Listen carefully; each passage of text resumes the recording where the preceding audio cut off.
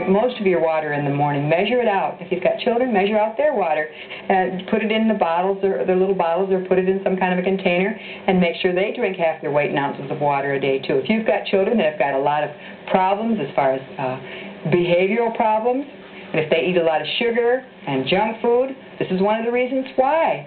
Your body is trying to run. Like if you put sugar in your gas tank, you would see what would happen to your car. Well, the same thing when we put sugar in our bodies. We've got the same problem. Our bodies just can't run properly. So let's get our children off of the junk food onto healthy things. And it's going to take some training. I'm not going to say it's going to be easy, because it's not going to be easy.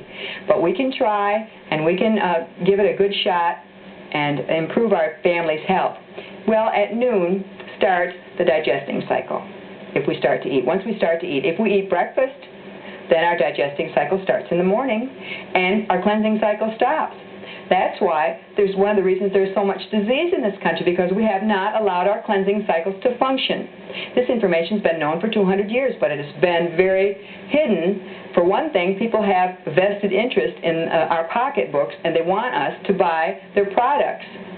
I often say if people have to advertise the food product, it probably isn't good for us, because the natural things you'll never see, for example, fruit advertised on television, at least I haven't, and vegetables advertised as in their natural form on television or in the magazines, mainly because they don't need to. We'll eat them anyway. Nobody has a vested interest in these products like they do in the processed, preserved, and overcooked foods.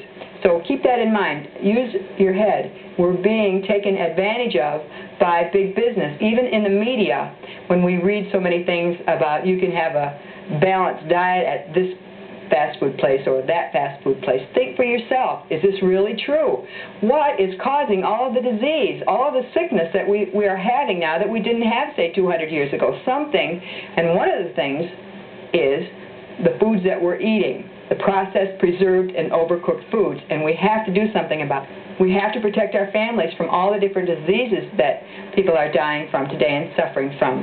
Now we're going to go into the digesting cycle at noon. Now what do we eat for lunch? We just had fruit in the morning. At lunch, we have to have primarily the non-starchy vegetables. Now, I know people say they don't like vegetables, and I'll tell you why. If you had a cupcake here, or a candy bar here, and a green bean here, what would you pick? Our tongues have become so polluted by the sugar and by the junk food that we've eaten that we don't really taste anymore. And if a person smokes, they don't have any kind of tasting ability. That's why smokers often put so much salt on their food, because they don't have any ability to taste. The nicotine has deadened the tongue, and sometimes it's destroyed permanently that way. We have our vegetables that we have at noon, and we're going to have a later programs on the different ways of cooking. We have the different kinds of cabbage. There's green cabbage and there's red cabbage that are both very good. We're going to make coleslaw and do other things with cabbage, put them in a regular salad. There's turnip and parsnips. Now, we talk about when we have a vegetable salad, instead of just thinking we're going to have lettuce, tomato, and cucumber like we often think of, put a lot of different kinds of vegetables in your salad. Here's rutabaga, and the most important green vegetables that there are sprouts. Remember I said that there are certain foods that we can eat to put back into our bank account to kind of catch up and get ahead a little bit if we've lived hard and fast. Well, a different kind of sprouts. There's all kinds of sprouts that you can buy, and better yet, make your own. They would be better to do that.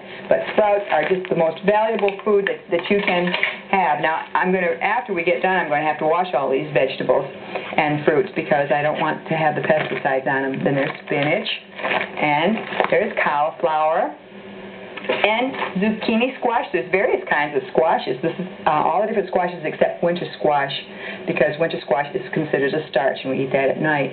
There's the summer squash, zucchini squash. There's cucumbers and various kinds of squashes. The spaghetti squash that I said, if you cook it, the inside looks just like spaghetti, and a lot of people like to use that in place of spaghetti. There's green peppers and red peppers, and there's radishes. And the very, very best, here's another squash that's called, this scallop squash.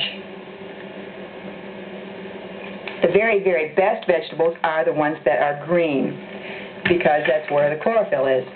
So there's different kinds of lettuce. There's romaine lettuce, there's endive, and there's leaf lettuce, and escarole. Then we have green beans that are very good. There's onions, I didn't mention that before, broccoli, and celery.